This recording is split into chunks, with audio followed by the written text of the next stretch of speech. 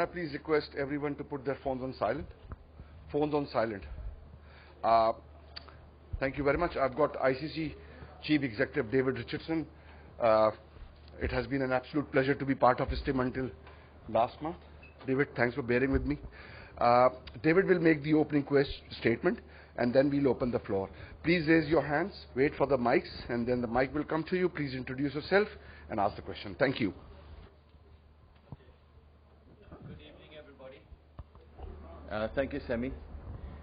I would just like to say, first of all, thank you to the Pakistan Cricket Board for inviting my wife and I to the PSL final. I think this is a great step forward for Pakistan cricket. As you may be aware, ICC has tried to support Pakistan cricket in getting international cricket back to Pakistan on a more regular basis.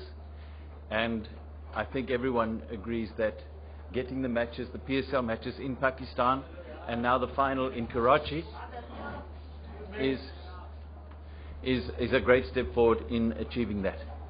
So well done to all involved. Thank you also to the players, I think, who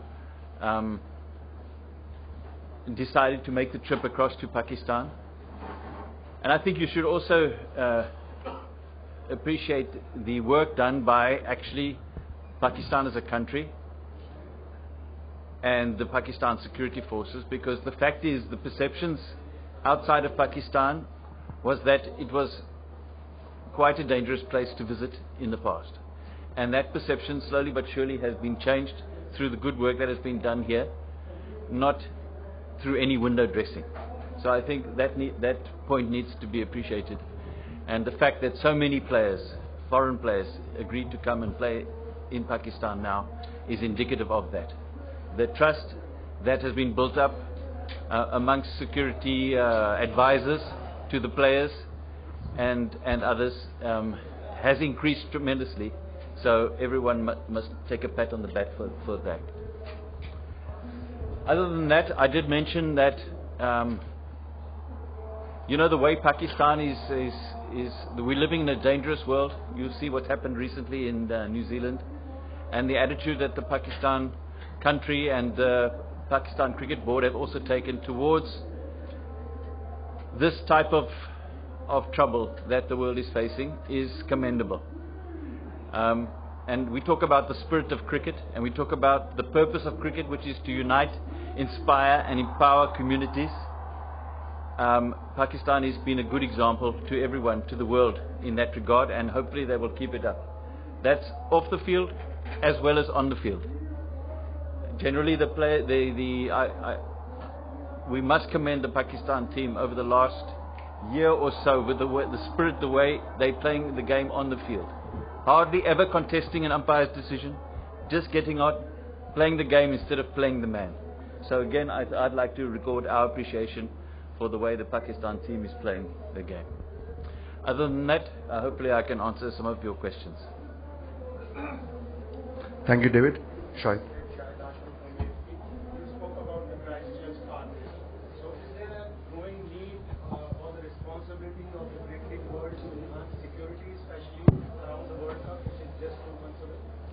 I think it's always been the case that we've had to make sure that we keep security as absolute priority, not only for the players but also for the visiting media, fans, spectators, and everyone who attends the event. You'll recall at the Champions Trophy in England a couple of years back, there were a few incidents that happened. So I don't think security is anything new. Obviously, something happening in New Zealand probably took a lot of people by surprise, and it just emphasizes the need for us not to be complacent, especially going, as you say, going into the World Cup. And I know that the work done already by the Security Directorate, together with all the security agencies in the UK, they're leaving no stone unturned. And if the threat levels should rise in any way, we will uplift the plans that are in place even more. Ahsan? I'm Ahsan Qureshi, the freelance. My question is related to India. Recently, Indian players wear the army caps, and we got a lot of confusion here because ICC granted the permission to wear that cap, but they said that was a charity thing of that. How do you comment on that? Because we had a very strong reaction in Pakistan that they don the army caps and send a very aggressive message to Pakistani people, and even the people follow the Indian cricket, and they set an example like they follow Virat Kohli and Dhoni. I think what people need to understand is that we have quite a rigorous, a robust regulatory framework by which we grant consent to these types of things. In this case, it was a once-off consent. It was granted subject to the messaging around the wearing of the caps simply being in sympathy with the people who had lost their lives in the attack, and in particular to help them raise funds for the families of the people who had lost their lives. It was given solely with that purpose, and in particular it was given subject to them making no political statement around what was happening. It was a once-off. We do realize that we are living in sensitive times, but we try and where we can to support member countries. You would have noticed a precedent where we supported showing a mark of respect to on Anzac Day, which is an Australian and New Zealand military type recognition of people who've lost their lives for those countries. So there was a precedent, and we applied the process. We made it in good faith. As I say, it was a once-off thing, and I'd like to re-emphasize how important it is for all countries, and to follow the example of Pakistan and make sure that we're using cricket to unite people as opposed to using it as a force to diversify. Ijaz Wasim from Bull TV. World 11, West Indies and Sri Lanka visit last year in Pakistan, and now 8 matches in packed stadium. World Cricket and ICC are satisfied, or Pakistan should do more?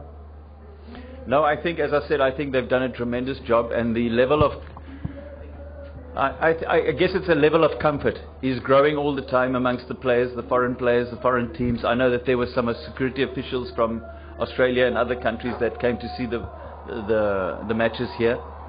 So as I say, step by step, certainly Pakistan is on the right path, and I know that the PCB will be redoubling their efforts to encourage people and teams to come across, and certainly it will be with the ICC support. Hello Dave, this is Mir Shabbar from Dawn. India and Pakistan haven't played cricket in the last 10 years almost now, and more than that in fact. Politics is coming between the game, and cricket is being disrupted. So why has the ICC failed to show enough strength and authority to make sure that cricket goes on?